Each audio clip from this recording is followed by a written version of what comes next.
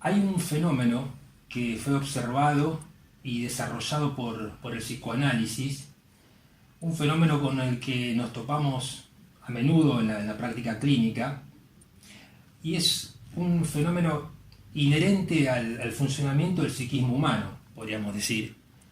Se trata de la transferencia, o bien incluso podemos decir las transferencias, Transferencia. ¿no? ¿Qué decís? Bueno, la transferencia es uno de los tipos de repetición. Obviamente supone a las fijaciones. Transferencia es cuando se repite un cliché vincular, cognitivo, afectivo, que se traslada desde el paciente a otra persona. Es decir, el vínculo fijado, antiguo, un cliché vincular infantil se traslada y se vive como actual con otra persona. Desde luego que es privilegiadamente la aparición de la transferencia en psicoanálisis vivida con el psicoanalista. Tiene un poder de convicción impresionante poder decirle al paciente: fíjese, usted ahora conmigo está viviendo tales conductas, tales afectos, como habíamos visto que los tenía con su papá, con su mamá o con su hermano. Tiene muchísimo poder de convicción. Freud decía que era una excelente manera de destruir en presencia y no en efigie un nudo problemático del inconsciente en la vida del enfermo. Ese fue un descubrimiento muy importante en la vida del psicoanálisis, un descubrimiento teórico, clínico, técnico.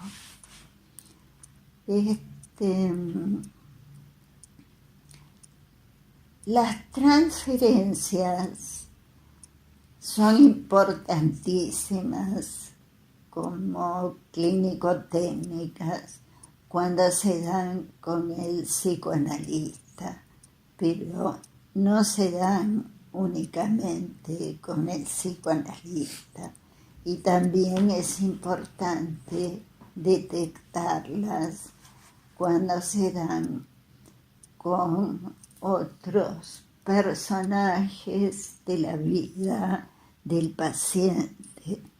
Es decir, vemos que una paciente toma al marido como a su papá y viceversa, que un hombre toma a la esposa como a su mamá. La transferencia, sobre todo con el psicoanalista, puede ser erótica u hostil. Ambas son resistenciales. Cuando hay transferencia erótica, no es amorosa, es una resistencia. Y la transferencia hostil creo que se debe entender que es manifiestamente una resistencia. Hay otra transferencia que es la transferencia positiva sublimada, que esta la tenemos que destacar de las otras dos que son resistenciales. La transferencia positiva sublimada es el afecto sublimado, como su nombre lo indica, necesario para que se establezca la alianza terapéutica. Es decir, ese afecto benevolente entre paciente y analista, hay afecto. Lo que por eso dice Freud, sublimado.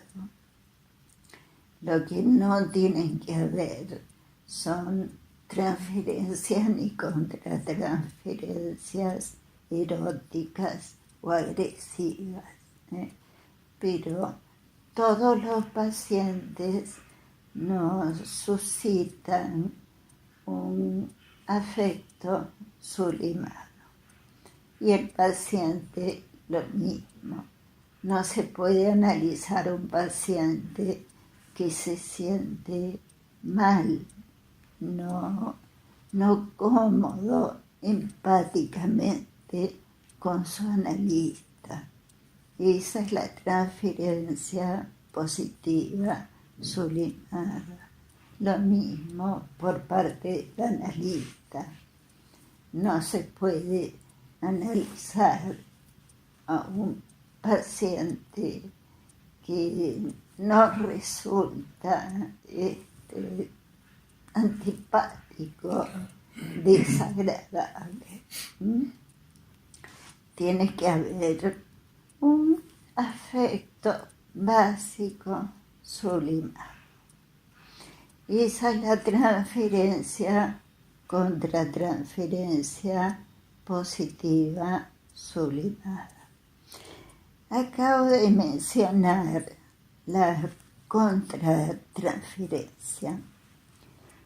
Algunos analistas le dan una expansión muy amplia, casi confundiéndola con toda la conexión empática que tiene que tener el analista. Yo creo que la contratransferencia debe considerarse dentro de la conexión empática del analista, cuando el analista detecta que está teniendo respuestas emocionales, cognitivas, a transferencias del paciente, lo cual le permite construir la interpretación diagnóstica de la transferencia del paciente. Y perdón, Isabel, incluso más allá de lo transferido por el paciente, incluso al despliegue del paciente en sesión, de lo que sea Claro. que esté hablando, ¿no? La contratransferencia, digo, no es solo reacción a lo transferido del paciente. Bueno, justamente lo que estoy diciendo es que si no es a lo transferido del paciente, es la general respuesta de la conexión empática. Okay. Eso es lo que estoy diferenciando. Nosotros tenemos que estar en permanente conexión de inconsciente a inconsciente o conexión empática. Isabel, entonces ¿nos llamarías contratransferencia a la respuesta emotivo-cognitiva del analista frente a determinadas características del paciente? Si esas características corresponden a una transferencia del paciente. Si no, no. No, sino es la corriente de conexión de inconsciente a inconsciente. Eso es importante. Sí. Delimitar. Esa es mi opinión. Otros analistas tienen una idea de contratransferencia más general. Sí, sí. Por eso estoy diciendo que la hacen coincidir con la conexión empática en general. Yo prefiero distinguirla porque la conexión empática o conexión de inconsciente a inconsciente no siempre responde a una transferencia del paciente. Además, vos estás incluyendo un término que es lo cognitivo en la contratransferencia, que no siempre se incluye. Generalmente se piensa que es lo que siente el analista, las emociones, pero sin el aspecto cognitivo también, ¿no? Ustedes saben que los analistas son enemigos de lo cognitivo. De lo cognitivo, entonces... Porque lo separan, disocian. Pero no solamente disocian, es como si pudiera existir afectos en el aire, ¿no? Sin el componente ideacional, representativo, ¿no? Son terribles en este sentido. Yo tengo investigaciones sobre el afecto que ignoran los psicoanalistas. Me acuerdo que hicieron un congreso en Chile sobre el afecto. Todavía no saben lo que es el afecto los psicoanalistas. Y en ese congreso en Chile, se lo he contado a ustedes, se sacó el gran premio Hugo Lerner, que ahora es premio Konex. Y díganme cuál era la tesis de Hugo Lerner sobre el afecto que fue premiado por la IPA. Ahora no me la acuerdo. No me Pero acuerdo. la sabe. Sí, no me acuerdo tampoco. La tesis de Hugo Lerner, premiada por la IPA, y yo leí el trabajo, es el descubrimiento de que el afecto es intersubjetivo. Claro. Todo es intersubjetivo, claro. Además, en ese año, no me acuerdo, el año del Congreso de Chile, era un año en que para sacarle el término a Lacan, todo era intersubjetivo. Estaba de moda decir que era intersubjetivo. O sea que decir que el afecto es intersubjetivo es una estupidez, porque es siempre afecto a alguien, ¿no? Y ese alguien nos ha suscitado el afecto, o sea que es intersubjetivo de base. Claro, siempre está un poco con un objeto. Sí, me río.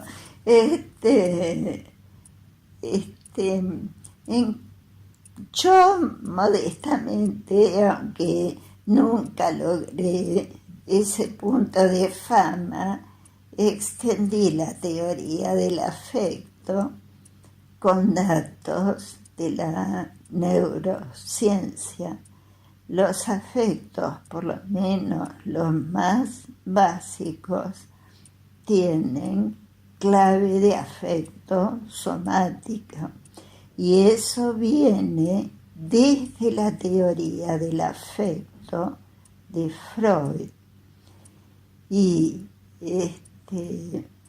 esa clave somática, en la medida en que vamos creciendo, tiene procesamiento representacional, o sea, cognitivo, ideativo.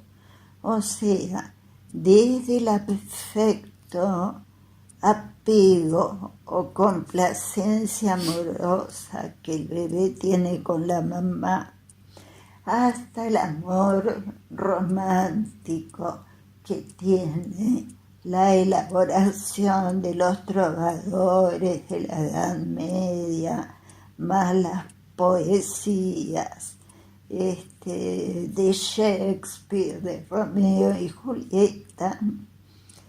Hay desde acá hasta acá toda una elaboración, ¿me explico?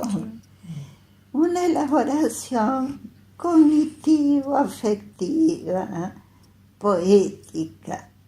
Entonces, el amor romántico es siempre subjetivo, desde el amor del bebé hasta el amor de Tristán y Isolda, Romeo, Julieta, el amor burgués, el amor romántico, tienen procesamiento representacional. Y eso es lo que hay que estudiar con todos los afectos. El odio, la angustia, no es lo mismo la angustia de nacimiento, la angustia de pérdida de las heces y la angustia de castración, porque tienen diferente procesamiento representacional. Claro, además, ese procesamiento representacional depende en alto grado de la cultura en la cual surge esa representación en un individuo, ¿no es cierto? Exactamente. No ha sido siempre igual el amor a lo largo de la historia. No, en muchas culturas los novios se conocen porque los padres arreglaron el matrimonio y después se quieren. En El violinista en el tejado, el protagonista le dice a la esposa, al ver que las hijas se casan por amor, le dice: ¿tú me quieres? Se lo dice después de años de casado. Y la esposa le dice: sí. Pero es una pregunta insólita. Bueno, yo creo que con nuestros padres pasó algo similar, por lo menos con los míos. Llegaron a quererse con el tiempo, ¿no? Claro. Antes fueron presentados. Claro.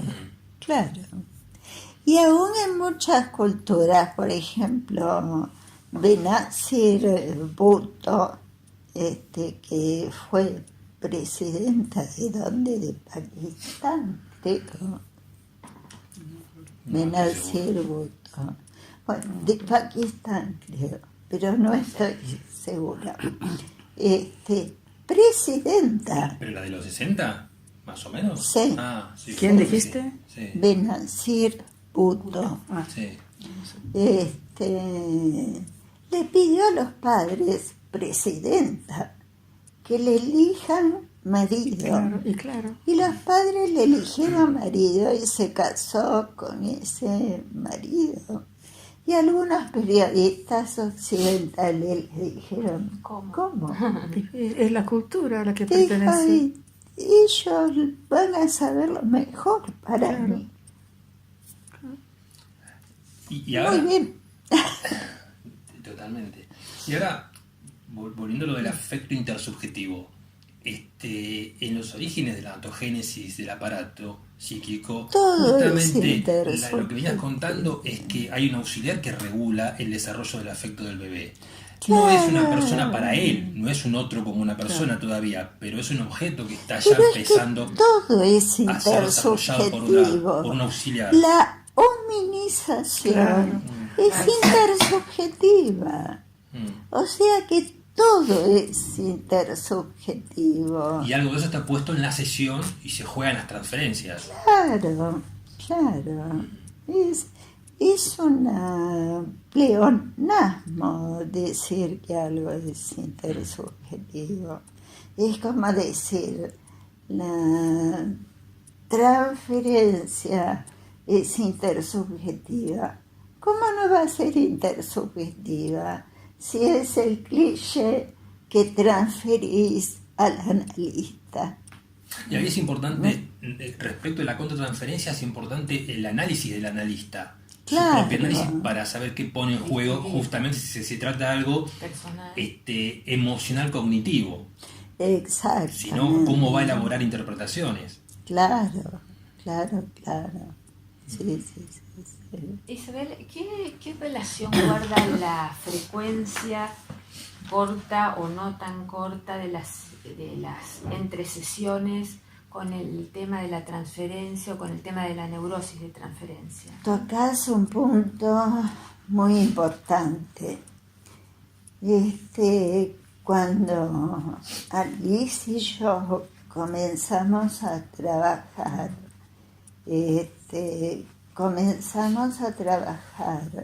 con 3 sesiones por semana.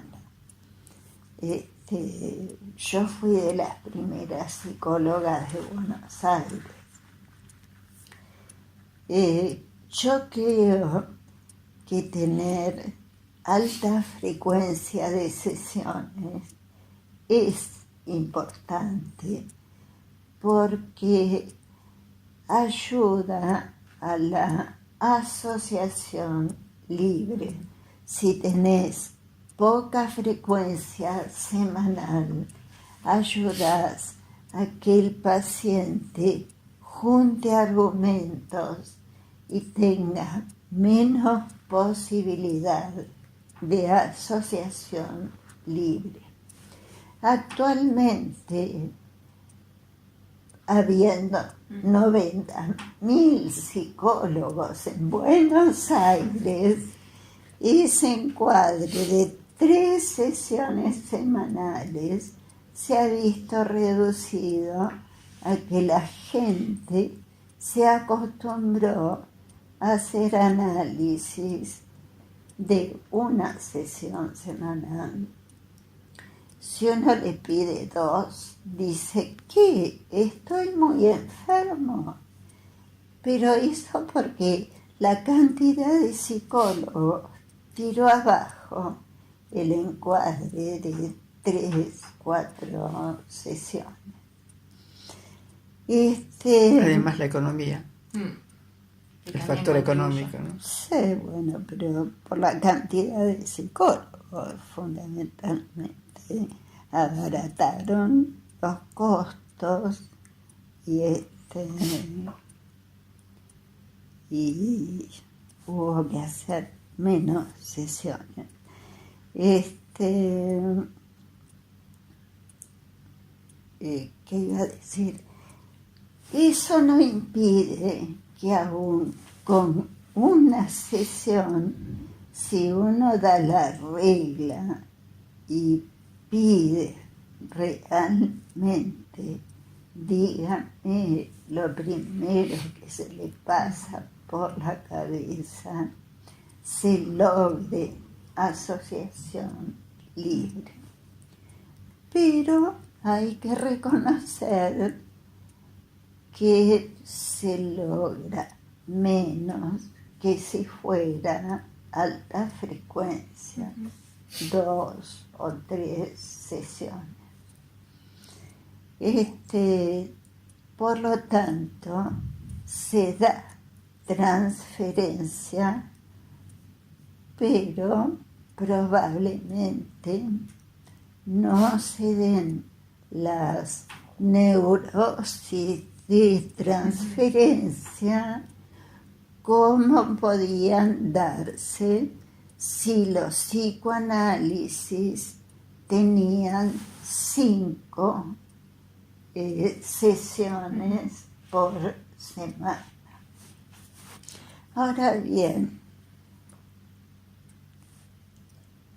explicar esto es distinto a definir el psicoanálisis por 5 sesiones por semana o 4, que es lo que hacen las instituciones psicoanalíticas.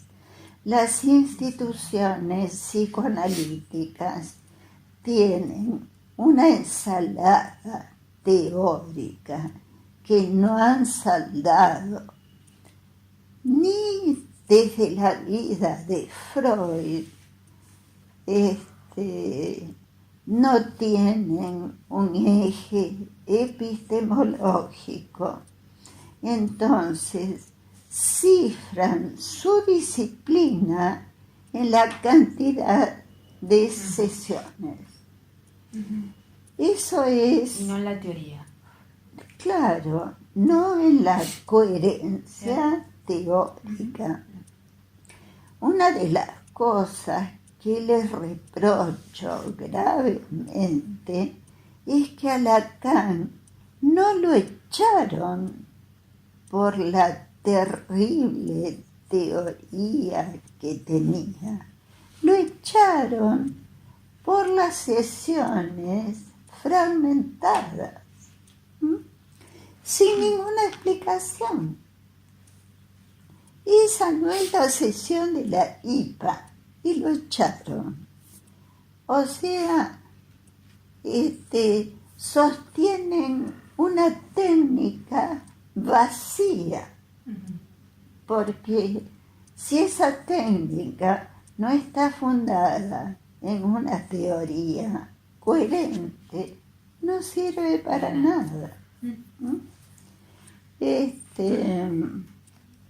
Bueno, entonces, ¿de qué sirve que lo echaran por las sesiones fragmentadas si pasados los años la teoría lacaniana entró a las asociaciones psicoanalíticas?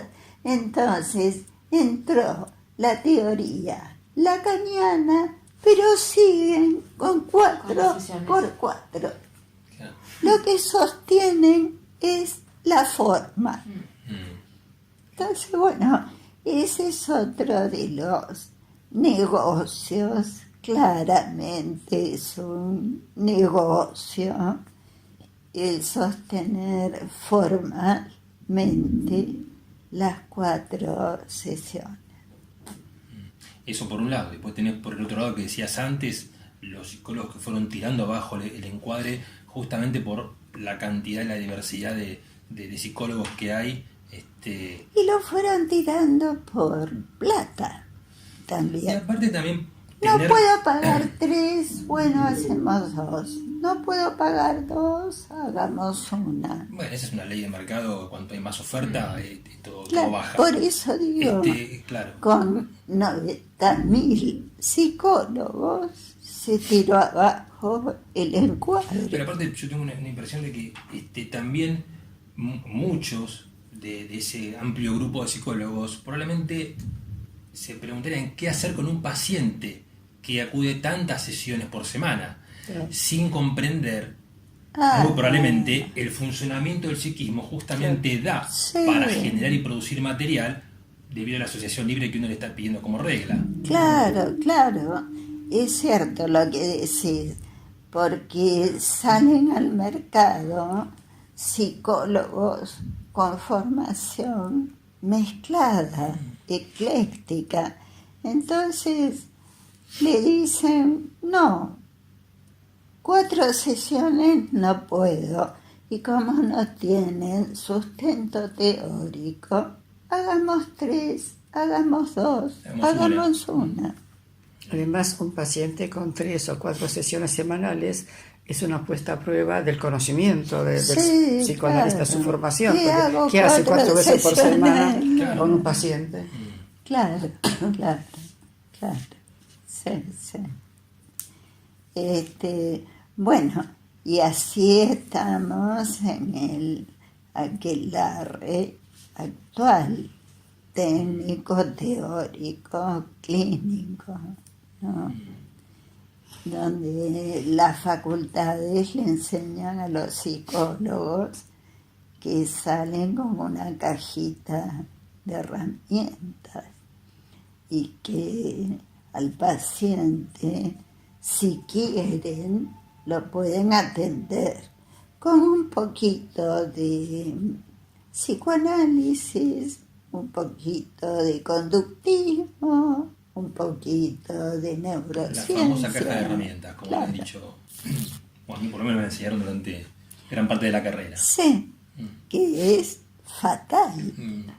Al comienzo, cuando empezamos a trabajar, también todo pasaba por la transferencia y contratransferencia, que era la escuela kleiniana, ¿no? No análisis, es solo kleiniana, no era solo kleiniana. no es solo que todas las sesiones eran transferenciales. Sí, más la kleiniana. Sí.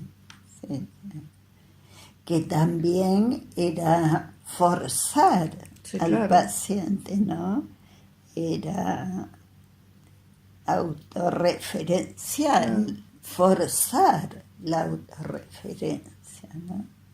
Eso ya era una creencia, creer que todo se daba en transferencia, pero eso forma parte de la irracionalidad psicoanalítica en la medida en que nunca construyó un paradigma. Entonces, cada teoría o cada uno que adopta una teoría dice lo que quiere desde esa teoría. Bueno, no sé si te parece que está dicho lo que queríamos decir. Sí. Nos vemos la próxima entonces. Sí. Hasta luego. Chao.